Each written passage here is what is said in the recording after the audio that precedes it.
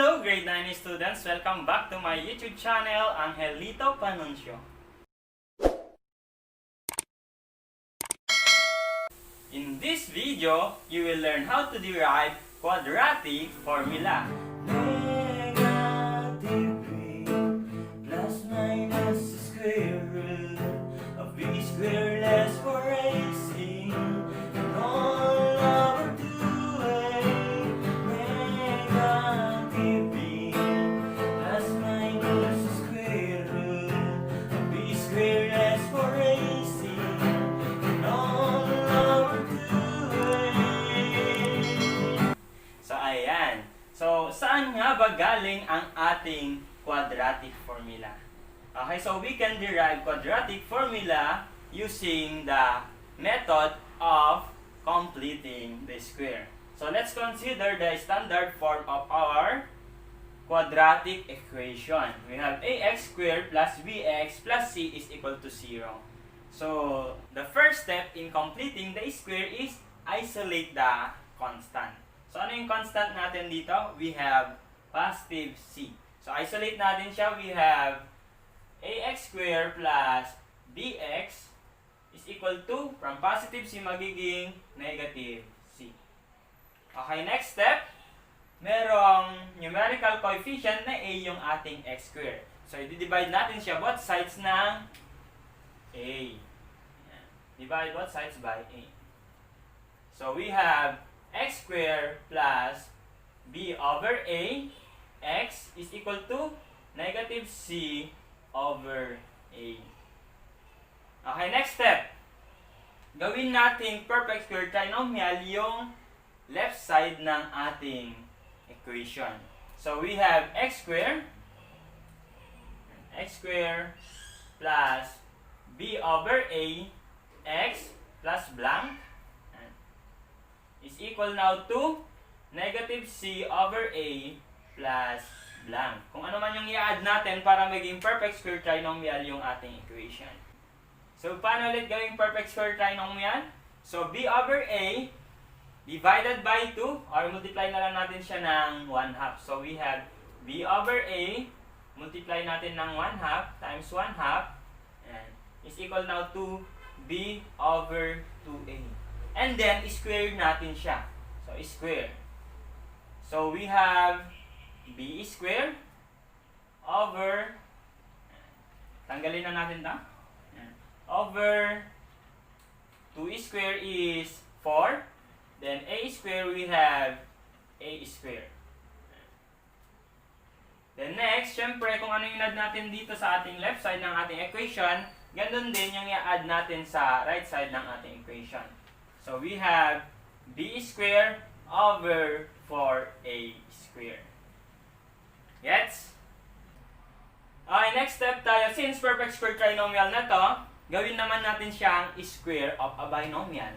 So, we have x plus square root ng b squared, we have b over square root ng 4a squared, we have 2a. And then, square natin siya. Yan yung ating square of a binomial. So, simplify natin to. Negative c over a plus b squared over 4a squared. Ano ang LCD? Okay, ang LCD natin ay equal to 4a squared. Gets? Next, 4a squared divided by a is equal to 4a. Multiply natin sa ating numerator na negative c. So, magiging sagot ay negative 4ac. Plus, since plus ang gamit doon, 4a squared divided by 4a squared is equal to 1.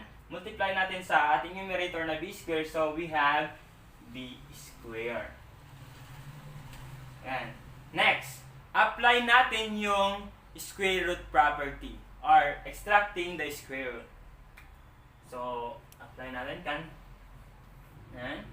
So, cancel.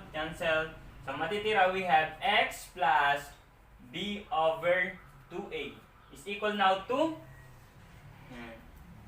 negative 4ac, not a perfect square number. So, copyin lang natin siya. Then, plus b squared, binomial siya. So, copyin na natin. And then, to perfect square number, yun naman ang simplify natin. So, we have positive and negative square root of negative 4ac plus b square. All over, ano yung square root ng ating perfect square number na 4a square? Square root of 4, we have 2. Square root of a square, we have a. That's it. Next, solve natin yung value ng x. So, we have x is equal to, transpose natin, magiging negative b over 2a plus minus square root of negative 4ac plus b square. Yan. All over 2a. Okay, next. Pareho yung denominator natin. So, simplify natin siya. Okay, dito na lang.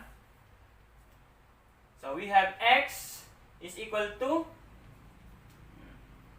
negative b plus minus square root of negative 4ac plus b square.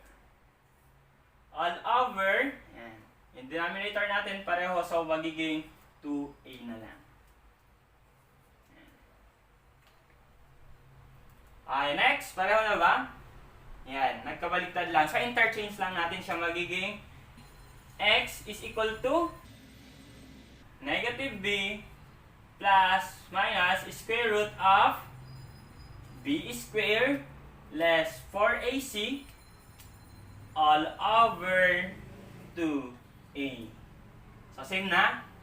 Yes. So, ito na yung ating quadratic formula na Negative b plus minus square root of b square less 4ac all over 2a. Negative b plus minus square root of b square less 4ac all over 2a. So that is the derivation of our quadratic formula. Okay? So I hope na meron na naman kayong natutunan sa video ito na inyong pinanood. Don't forget to like, subscribe to my YouTube channel, share to your classmates, and then if you have clarification, ask your teacher. See you next time!